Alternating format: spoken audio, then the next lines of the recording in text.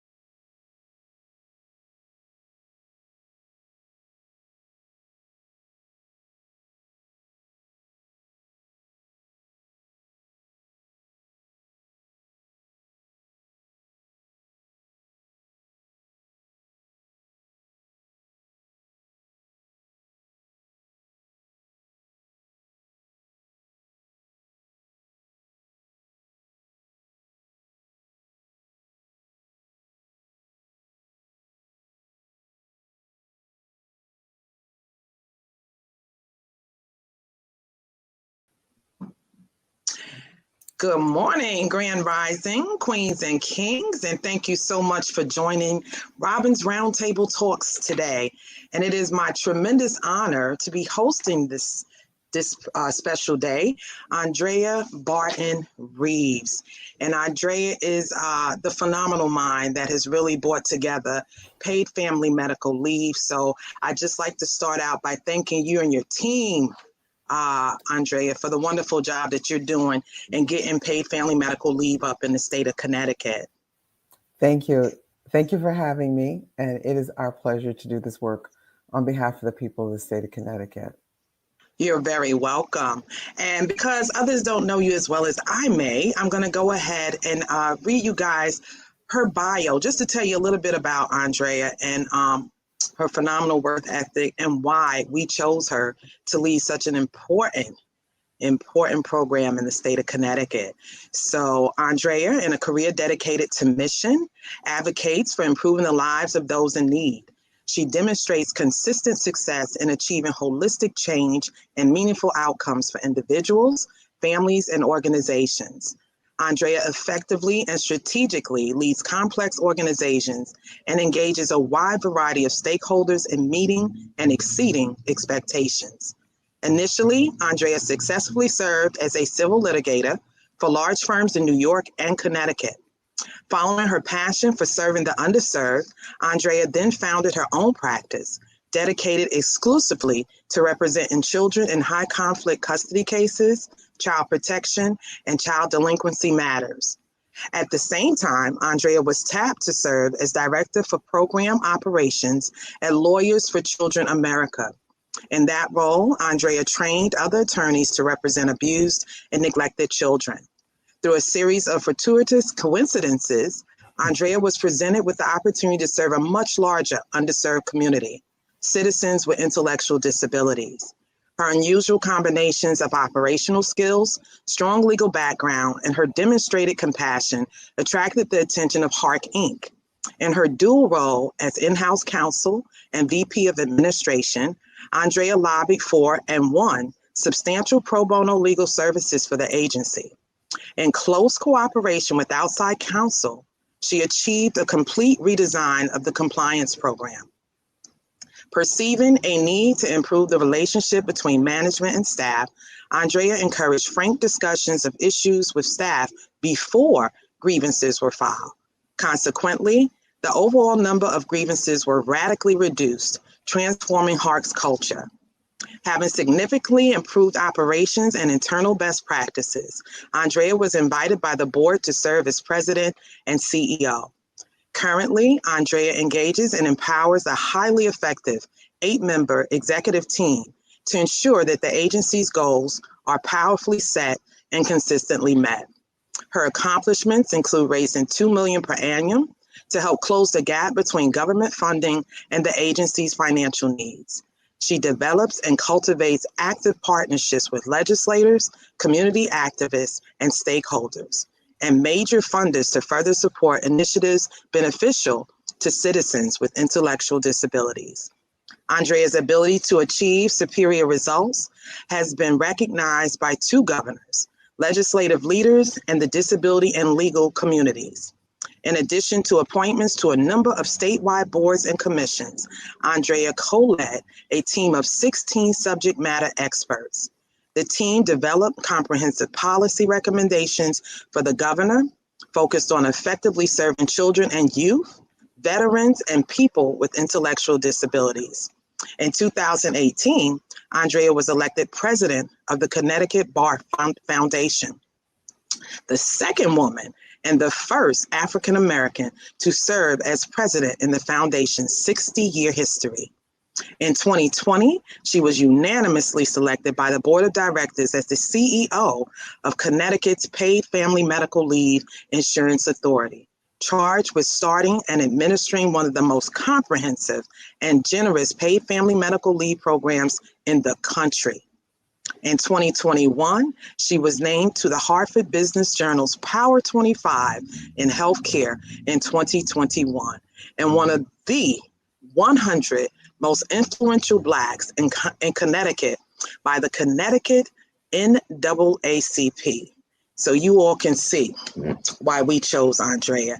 And Andrea, I will get right to it because I know you are a very busy woman. But salute to you, Queen, on this day and every day. Thank you. It was very kind of you to read all of that. And at one point, I'm like, please. Well, you know, we're good. There's no skating around those accomplishments, you know, and I believe in singing the praises of women and especially Black women. So I thank you for all that you've done and all that you continue to do. And we're going to get right into our talk today about Connecticut's paid family medical leave. What can you talk about the passage of the act that created the paid family medical leave program? What is Connecticut paid leave? Well, it is Public Act 19-25, and it's one of my favorite laws ever. And of course, you, Ms. Queen, as co-chair of the Labor Committee, you were a driving force in making this possible.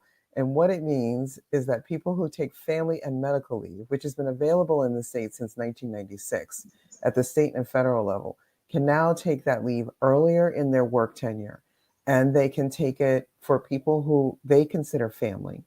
And they can also take it and get wage replacement so that they don't have to worry about whether or not they need to take care of someone they love, take care of themselves, and worry about losing their job or losing their wages while they're taking care of themselves or their families.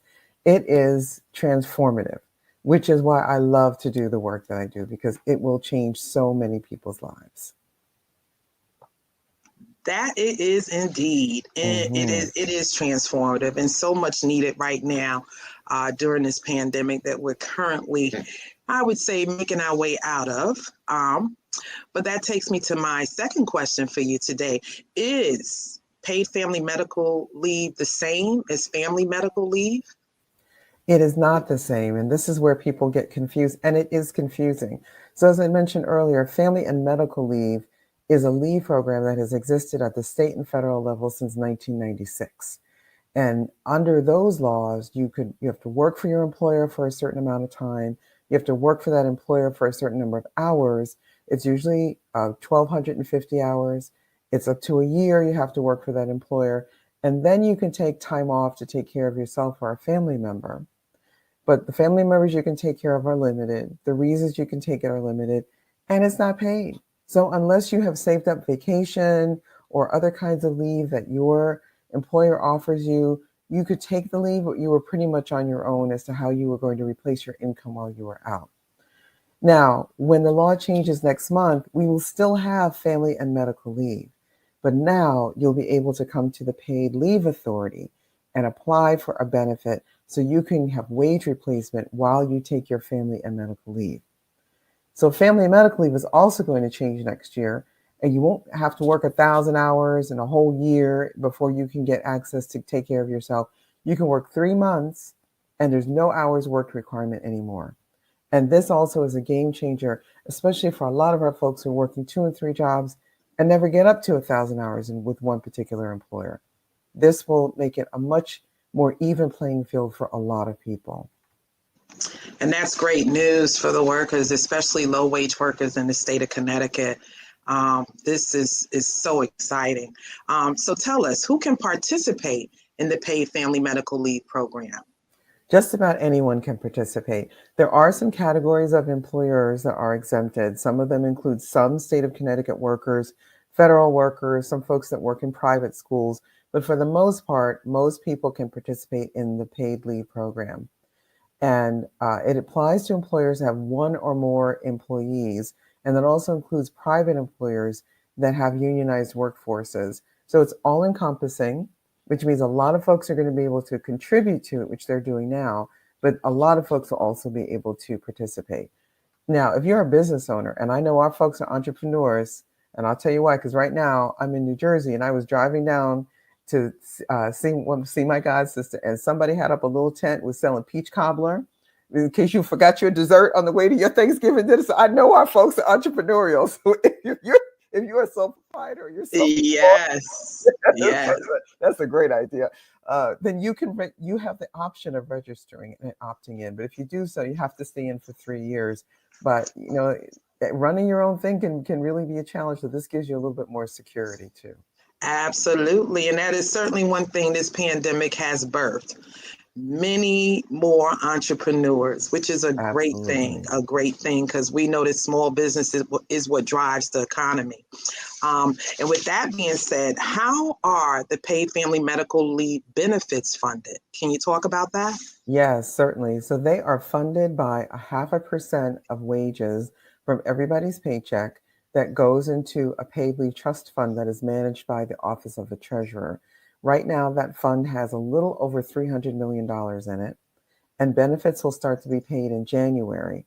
So as folks have been contributing, we have over 122,000 employers who have registered with the Paid Leave Authority and have been collecting that 0.5% and from their workers and depositing it into the trust fund. So I can't thank everybody enough who has been contributing to the fund so that everyone who's participating can have that financial security when they're ready to take some time to take care of themselves or someone they love. Absolutely. And I do agree with you on that. It is so important. We make many sacrifices, and it's a small sacrifice that we make when we all contribute to make sure that everyone who is in need has what they need, and they're actually able to take care of themselves, their loved ones, military, family, and etc. So we're on our way. We're on our way. One of the most progressive and comprehensive paid leave programs in the United States. So for that, I'm very proud to have played a role in making sure that this gets done. And I'm very proud to have you getting it up on its legs and walking this baby out that front door so we can run with this, because it is something that is so needed. We know that. So what are some of the qualifying reasons that someone can apply for paid family medical leave benefits? Sure, there are a number of reasons. You can take leave to care for your own serious health condition, and you can take it to care for someone in your family who has a serious health condition. You can take it if you are the victim of domestic violence, because our state, and this is unique to our state has a Family Violence Leave Act that permits up to 12 days of leave if you are a victim of domestic violence. And normally you wouldn't be paid for those times, but now you can apply to the Paid Leave Authority for those days that you need to take off to secure shelter, go to court, all the things that are attendant to having been impacted by family violence. You can take it to become a organ or bone marrow donor, because a lot of our folks really need that to happen for them. And for our military families, there is what's known as qualifying exigency leave. So if you are deployed overseas, your family member can take time off to help you put things in order, childcare, insurance, all the things, our banking, all the things that we need to take care of when our folks are deployed and serving our country.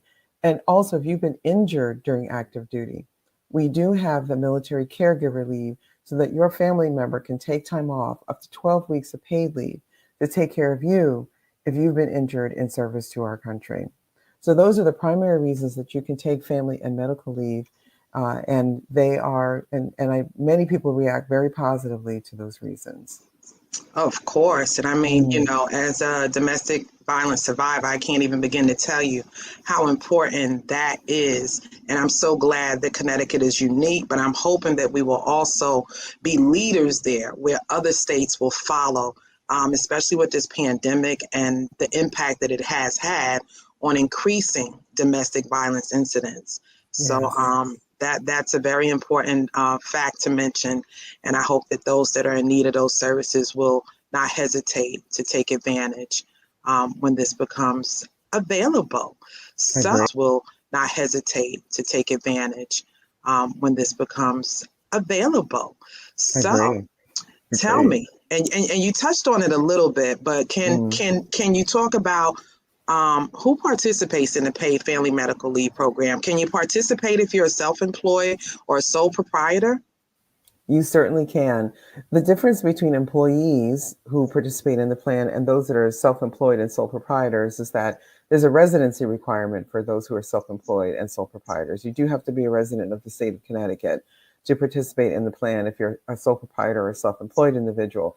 If you're an employee, and because you mentioned the pandemic when we started, and you might be working outside of the state remotely, but your employer is a Connecticut employer and they are paying into your unemployment and they're paying your payroll taxes in the state, you're still considered an employee working in the state of Connecticut, and you can contribute to the plan and then you can participate in the plan. But it's very wide ranging, and there are very few categories of employers who are not included. That would include municipalities and local or regional boards of education. But even then, if their bargaining units agree to participate in the plan, then Hmm. everyone in those workforces can participate in the plan too, whether they're in the bargaining unit or not, which really gives a lot of people some peace of mind if that choice is made by that particular workplace. Yes, Yeah. indeed. Yes. So, how do I know if I'm eligible for paid family medical leave benefits? Well, the first thing you want to do is check with your employer to make sure that you're working for an employer that can participate in the plan. So let's say you're working for a municipality and they haven't voted to include themselves, then you might not be. But let's assume you're working for an employer that is. Then you will go to your employer and you would apply for family and medical leave, and then you would go to the paid leave authority, which is where I work, and you'd apply for your benefit. And then we'll tell you, are you having major surgery? Are you getting ready to have a baby? Is someone getting ready to be deployed overseas? If you fit into one of those categories of reasons that I mentioned for taking Hmm. time, then you make your application. If you qualify, then you're good. To qualify, you have to make $2,325 in the highest earning quarter of the last 5 completed quarters that you've worked, and which is not a high barrier for a lot of folks to meet. So it makes it very accessible for a lot of people. And then you have to have a reason for leave, and you have to have applied to get the time off with your employer. And then that's basically it. And you show up with your paperwork, and we approve it, and then you're on your way. So it's actually very accessible, and we're really glad that more people will have a chance to take advantage of this really great benefit.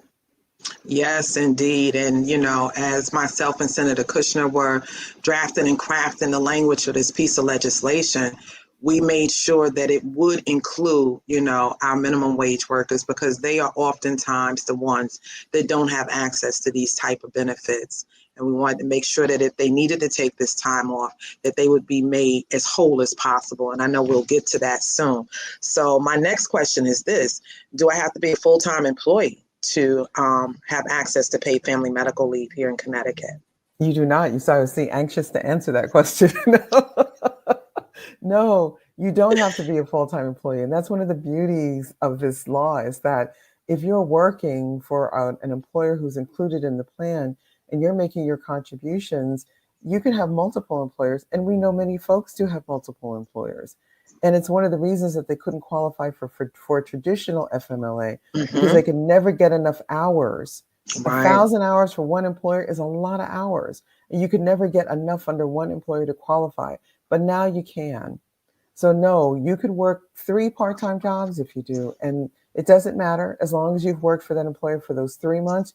You have the job protection, and that's really what's important. And we'll talk a little bit about that too. Yes. Yeah. Yes. So you actually kind of, you know, took a step in direction that I'm going. You mentioned about you don't have to have you can have more than one job. And that was my next question. So, what if I'm someone, and most people do, unfortunately, have more than one job?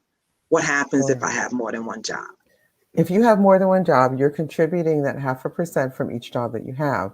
But in the paid leave authority, we have a mechanism that counts how much you've contributed so you don't over contribute. And if you have, then we also have a way of refunding that money to you.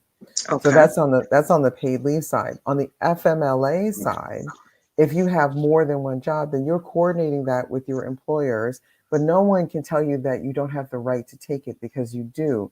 This is what's new, especially for small employers who may not be familiar with family medical leave.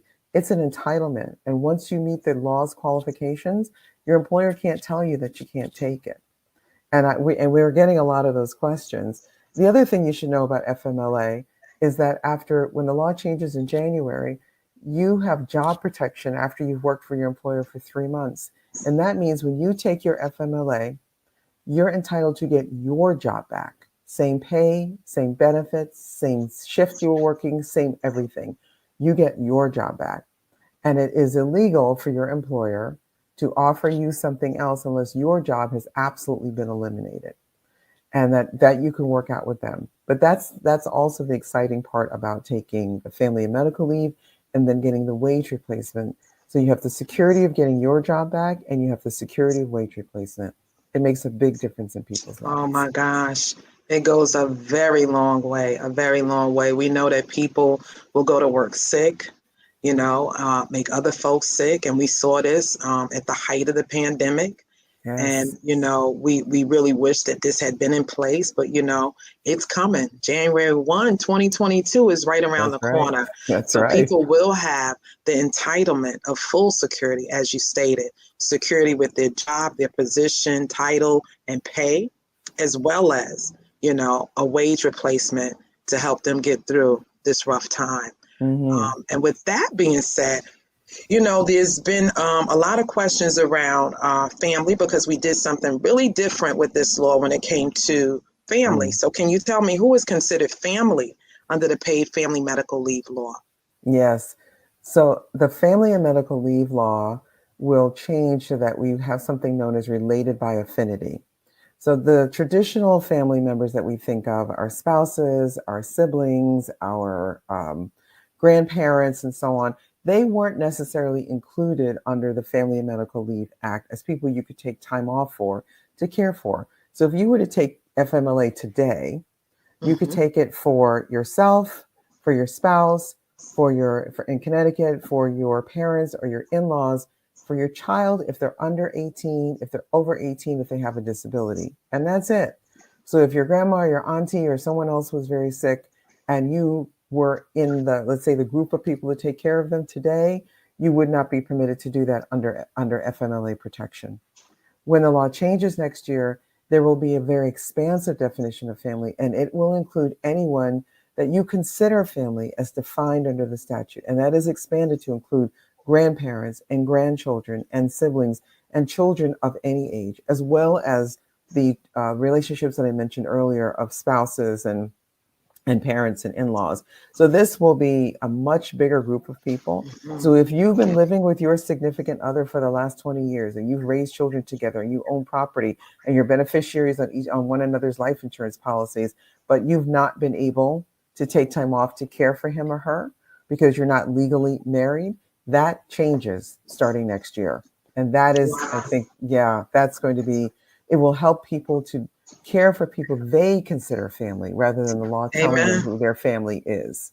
Amen. And that goes a long way. And, we were pressed on making sure that happened and expanding that definition because we realized, that family has changed. And for us, family has always been, not necessarily blood.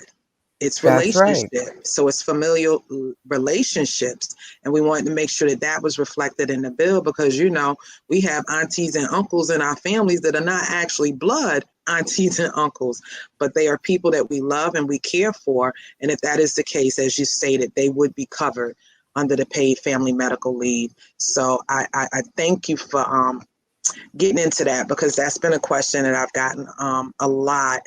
because it is something different, but it is also something very much needed. And I'm glad we were able to get that done. Yes. So, let's get to the good stuff because, people talking about, oh, I can be off and get paid and while I'm taking care of myself or a family member or, after I've had a baby. Well, how much will someone receive if they are approved for paid family medical benefits? Is it capped? Is there a way to see an estimate of how much a person might receive in benefits? So the answer is yes to all of those questions. So for the first one. So the first one is yes, you will receive some form of wage replacement, but by statute, it really depends on how much you're making. If you're making at or below minimum wage, then you will receive 95% of your base weekly earnings. And that formula is pretty simple. If you make above minimum wage, the statutory formula is a bit more complex. But under no circumstances will anyone receive more than 60 times whatever the prevailing minimum wage is. So right now, that means you couldn't get more than $780 a week. But if you have an employer that offers you short-term disability or you have some paid time off that you can use to supplement that, then you can get yourself closer to that 100% if you have those benefits that are available to you. Now, the benefits are available for up to 12 weeks. And that is usually taken in blocks of time, but some folks also take what's known as intermittent leave. So let's say that they're getting dialysis treatments or they're taking someone else to get their dialysis treatment. That isn't usually something that's taken all day, every day. Right. And under those circumstances, you can take it as intermittent leave, where you go for a few hours, a couple days a week. And then if you're able to work the rest of the time, then you would be working the rest of the time. And so there is a cap, as I mentioned. And there is a certain number of weeks that you can take it. You don't have to take all your weeks at once. You can't take it intermittently. You can also take it under what's known as a reduced schedule. So if you normally work a 40-hour week, but now you need to work let's say a 20-hour week because you need to spend the other 20 hours taking your grandma right back and forth to her dialysis treatment, you can certainly do that too. And then you can apply to the payment authority for the 20 hours that you're not getting paid because you're giving care. Now, no, it is, and I've heard this a lot, it is not a vacation. It's not time for people to just take time off. You really have to give us a lot of proof that that is what you're doing. And we will be checking in periodically to make sure that you're using your leave in the way that it's been medically certified. And if you're not, our statute has penalties built into it that allow us to get that money back and do what we need to do to make sure that the fund remains solvent and that you're using everybody else's paycheck money the way that it's supposed to be used. So we're trying to run the fund with as much integrity as we possibly can. Absolutely. There must be checks and balances and a high level of accountability because this fund is actually 100% funded by the employees, the workers. That's right. So we take extra care in making sure that these dollars are allocated appropriately. Correct. And as you was talking, a question came to mind because I actually have a niece, one of my best friend's daughters. She's pregnant and due in March. So we've been talking about this. And I know that you stated that we could get up to 12 weeks. But what happens if, during the pregnancy and postpartum, there's some complications? Can you talk about the extra time off that women who are pregnant and may run into complications post-pregnancy can look forward to? Yes. So there is an additional 2 weeks that's available if you're experiencing complications. Now, this is interesting, reporter, because you and I might have to talk about this because the statute says during pregnancy, right? So we've been going back and forth with the Department of Labor. It's like, can you use it after you give birth? Can you only use it while you're pregnant? But right now, the statute does say during pregnancy. But let's just say that you're 6 or 7 months in, and then there's a bit of an issue, and your doctor says that you need to get some rest, or you need to be on bed rest for 2 weeks. Now you need 14 weeks of leave. You can certainly get those 14 weeks of leave during that time period. You certainly can, with the right certification with your doctor. That's great news. Great news, because unfortunately there are those times when people run into complications during pregnancy. That's right. And we will most certainly get that. We will get that straight. So you touched on this a little bit, and I think that you covered it. I was wondering around, what if my employer offers other paid time off benefits or short-term disability, I know that we can still get paid family medical leave benefits, but how does that interplay with the paid family medical leave benefit? So it all depends on what your employer offers. If, for example, you've not worked for your employer long enough, you have job protection, but you don't have enough time to take off, then you can come to the paid leave authority and get paid for the entirety of the time that you're away. Right. And it also depends on other circumstances. So let's say you've been working there a bit longer and your employer says you have to use your time off first. And then if you don't have enough time, you can use other benefits, including the paid leave benefit, to make up the difference so that you're not going weeks without pay, because that's really not the purpose of paid leave. Your employer can, in fact, require you to use whatever time you've accrued, but you are entitled to keep up to 2 weeks of that time that you've accrued. And we know this because with the previous law, your employer could require you to exhaust all of your leave. And then when the time came for you to take time, let's say to go to a wedding or a graduation or a dream vacation with your family, you were stuck either having to take that time unpaid or you were not permitted to go. And there were just too many stories like that. So now people have to be able to keep their 2 weeks of leave. But you can do that. So it depends on what your short-term disability policy says for your employer. But you can certainly combine those benefits to get a maximum number of dollars out while you're away, for the time that you're out. Yes, thank you for that. And I think that is truly one of the beauties of this act, that it allows us to do that. So, the $1 million question, Andrea, when can I apply for these benefits? Oh, yes, that is the $1 million question. And the answer is Wednesday, December 1st. So it's right Wow. around the corner. We wanted, and we learned from other states. I have to say that our sister states who have already implemented paid family and medical leave have been enormously helpful to us. And one of the things that they've told us is, without question, if you can open the application process sometime earlier than the benefits payable month, then that's what you should do. And so we were able to do that. We have a fantastic partner. We're working with AFLAC. They have got this thing stood up in 6 months. And on Wednesday, they will be taking calls, emails, faxes, mail. There are 5 ways that you can apply, not just one. And if you go onto our website, ctpaidleave.org, you will find the ways that you can apply for your paid leave benefit. And then payments start in January. Wow. Well, you certainly answered my next question. How do we apply? Yes. So once again, we go to... Once again, you go to www.ctpaidleave.org and you will see, starting probably, I'm going to say on Tuesday the 30th, we're going to have it right up front, prominent on our site.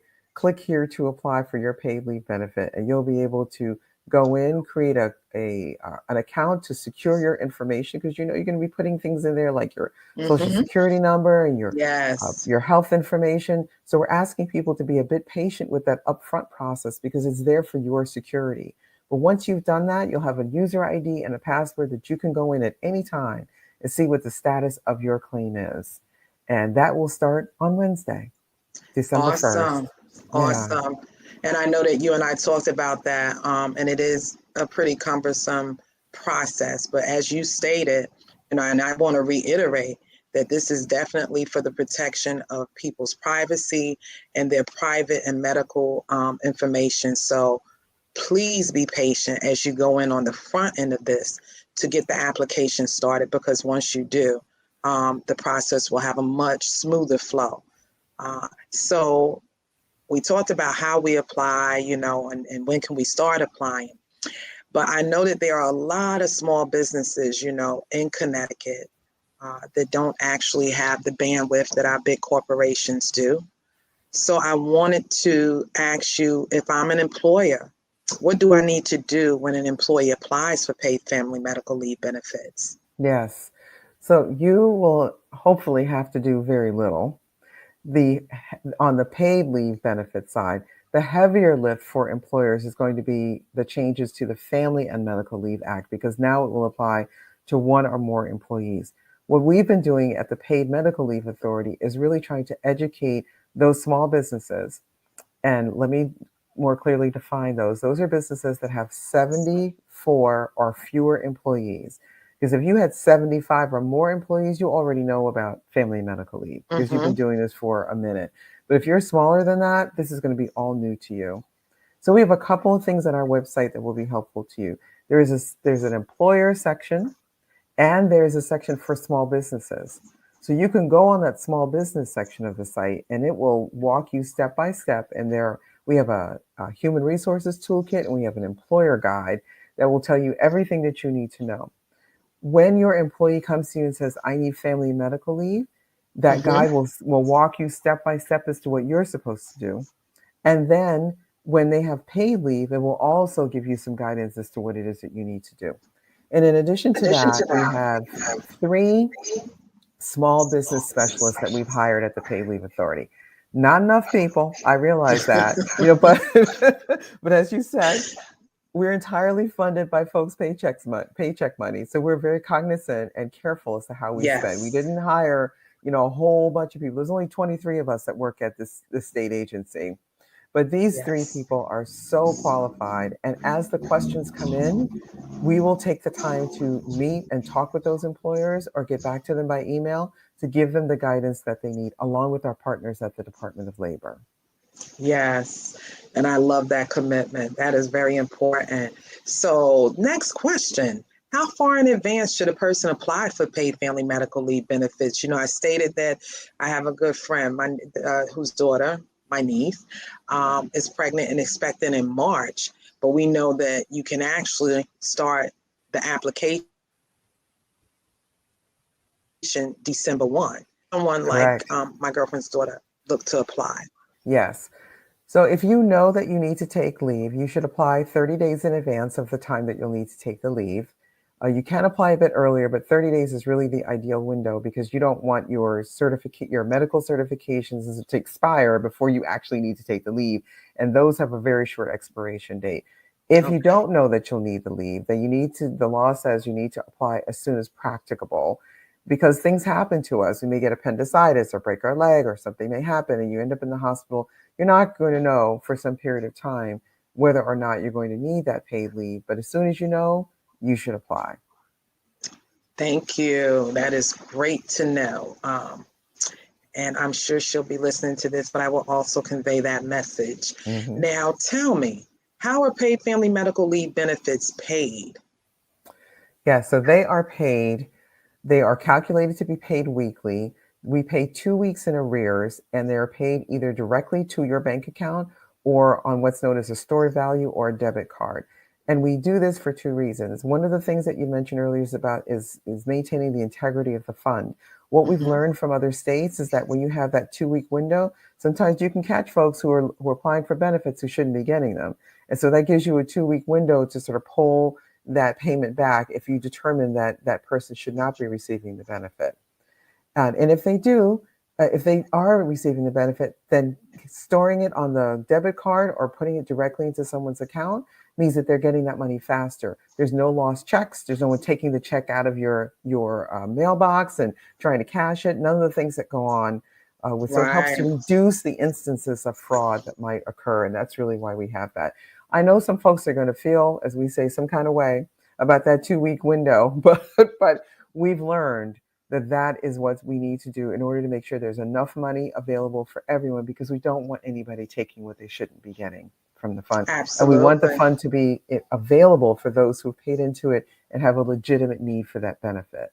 Absolutely. Solvency is absolutely key. And we do want to make sure that the people that are in need and qualified for the benefit actually have those funds available. So I'm really happy to see the checks and balances in place. Now, let's go back to pregnancy. I have another question for you.